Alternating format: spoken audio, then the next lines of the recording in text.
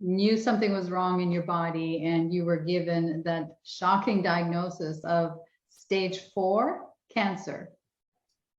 And going way back, I knew something was wrong for months before I took action. And I think this is true of a lot of people.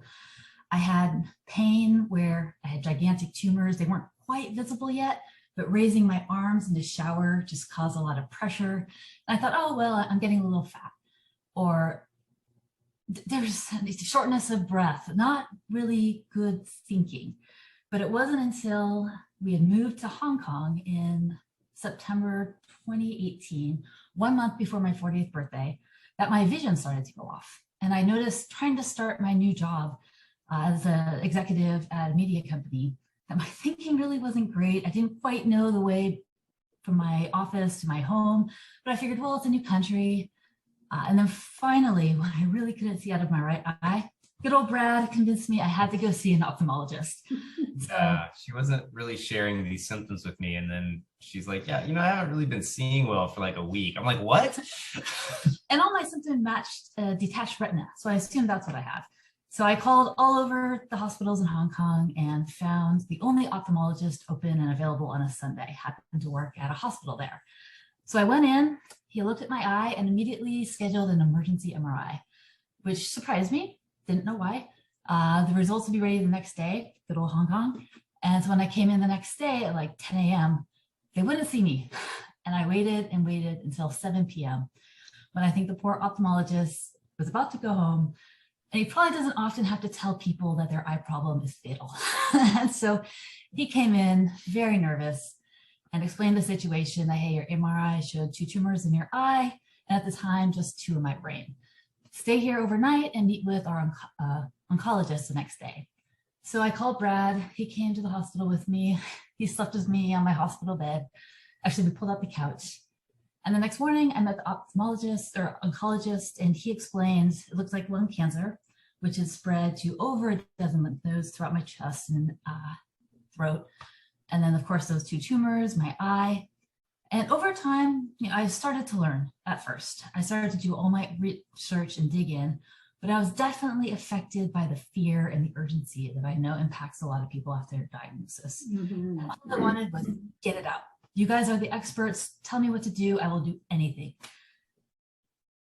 A little while later, I think we learned that might not have been the best decision. And I always encourage people to take your time after your diagnosis, because this cancer has been with you for probably years, and it hasn't killed you yet. You still have a little bit of time. So I know that now. Yeah. So I started making these changes. I started with diet. I started with stress reduction courses that involve like yoga and meditation. And I had another round of scans at the Mayo Clinic 6 months later. And they showed— You came back to the United States, you left Hong Kong? Yeah. I did my goodbye tour to visit all our family and friends because I was given 6 to 8 months to live, and that was the time to say goodbye. Yeah, and we kind of wanted to get, it was late, but we wanted to try and get a second opinion just to make sure, the other doctors, other oncologists were thinking along the same lines. And it was very similar, so that was good. And my cancer had improved tremendously by that point, but I had 2 new brain tumors. And so that kind of disappointed me a little bit. And so the conventional treatment that I had done up to date I was very lucky to be eligible for targeted therapy. So I started with a drug called crizotinib, which lasted about 4 months before I developed resistance, as is very common, and started something called Lubrina. I also had 2 rounds of brain radiation surgery, gamma knife, which sometimes I regret. I mean, obviously follow the instructions of your doctor and what feels right for you. The first one was fine. I came home very, very ill, just vomiting, sick on the couch for about 3 weeks. The second one, luckily I'd come across Walter Longo's research and understood the importance of fasting by then. So I fasted 3 days before, night and day. I could walk home from the hospital that Friday. Wow. And I went back to work on Monday. So I felt— From fasting, because you fasted 3 days before your treatment. Exactly. And there's a very common 2 tumors each at the same hospital, the same radiation oncologist. But again, yeah, symptoms night and day. Amazing. But what did end up occurring later on is brain radiation necrosis, which is something that is more common than I think most oncologists know. It hasn't become as evident in the past because most people don't survive long enough to get it. Obviously, the survival rate for cancer, especially stage 4 lung cancer that spread to the brain, is not good. And so it takes about a year after the radiation treatment for these brain lesions to develop. And everyone tries to diagnose them as cancer progression and prescribe more radiation, which would have killed me. And I'm very lucky that by then I had knowledge from all these incredible experts. I knew to take control of my own health. Taking Brad's advice to listen to myself, I knew this wasn't cancer again. I've had brain tumors. This was not the same thing. And I was able to pay out of pocket for the scans that proved I was right. This is brain radiation necrosis. Yeah, that was really frustrating when that when the necrosis happened, because we went to her doctor. He looked at the scans and he's like, oh, your tumor, you have another tumor, your cancer's back. And we had luckily just before that, not too long before that, we had seen a speech that Dr. Thomas Seyfried gave at a metabolic conference where he spoke about necrosis and the effects, the fact that it's very hard to distinguish from cancer in a scan, and the really horrifically negative effects of more radiation on necrosis.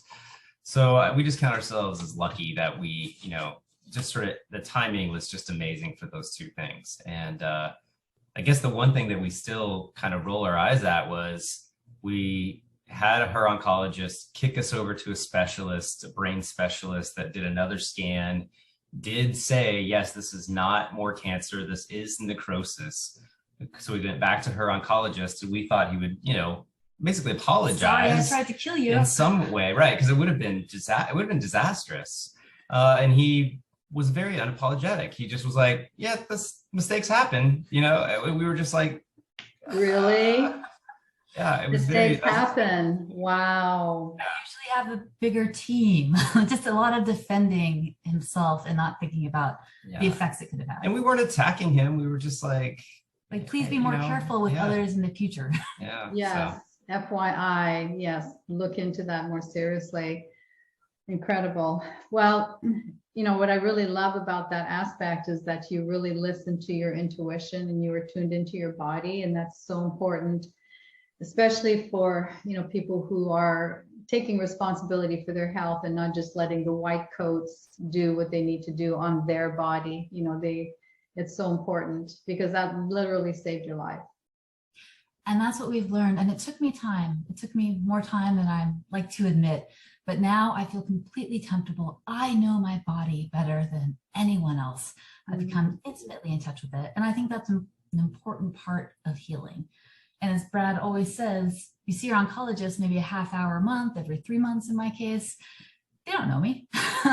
Exactly. They know what they learned in medical school. Who knows how often they read the latest research. Let me listen to myself and take their very wise advice into account. Yeah. But we're the deciders. Yeah, I think it comes up in a conversation that we have again and again, which is just you need to be your own advocate and not certainly take into account the things that your oncologist and your team, your doctors is telling you. Not saying discard that, but don't take it as the gospel truth and not bother to do anything else. I mean, Dr. Google might not be as good as your doctor, but they might bring you some more information. It might bring you some more information that your doctor's not, or your doctor's probably not an expert in your specific type of cancer. They probably have a broad range of people that they treat. And your history and your lifestyle, they don't know these things. Yeah, so we really try and tell people you have to be your own advocate. You have to, you have to fight for yourself. And that was a very true in Maggie's case. And still is. I fight with my oncologist all the time. It's still an ongoing thing with her oncologist. Yes. I got a hyperbaric oxygen chamber to help with my necrosis. And my doctor was like, no, you can't do that. And then because of the improvements I've seen, my last doctor's visit, the neuro-oncologist actually told me, you should do more hyperbaric oxygen therapy, which is great that he's willing to grow and learn, but it just shows they don't know everything off the bat. Yes. So how did you stumble on the metabolic approach to cancer? What made you go in that direction? I am very lucky that it came early. And honestly, I've said this before, but When I was first diagnosed, all I wanted to do was be strong, to be a good patient, to die with dignity, make Brad proud, make my oncologist proud. The one Die with dignity, really. That's how And you that were lasted thinking. about 4 or 5 days. Oh, wow. Oh, that's so sad. So the first weekend after I was diagnosed, remember this was on a Monday, Tuesday, we took some time away and I read Radical Remission by Kelly Turner. Yeah. And that kind of changed my life a little bit. She wrote the intro to Dr. Nasha's book. Right. That led me down the rabbit hole, really, through Thomas J. Fried's research, Dr. Nasha, Jess Kelly, who co-wrote with her, and many, many other experts. And I started going down not just books, but then reading the PubMed articles themselves. And as Brad mentioned, we went to a lot of conferences. And that's really what you have to do. This research is moving so quickly. If you're going to take control, you know what's coming up, you know what's relevant to you. And I'm so grateful that we were fortunate enough to be in a position where we could do this. I don't think everybody has that good fortune, and that's why we're making this documentary, to help find an easy way to communicate the same information to people who may not be as privileged.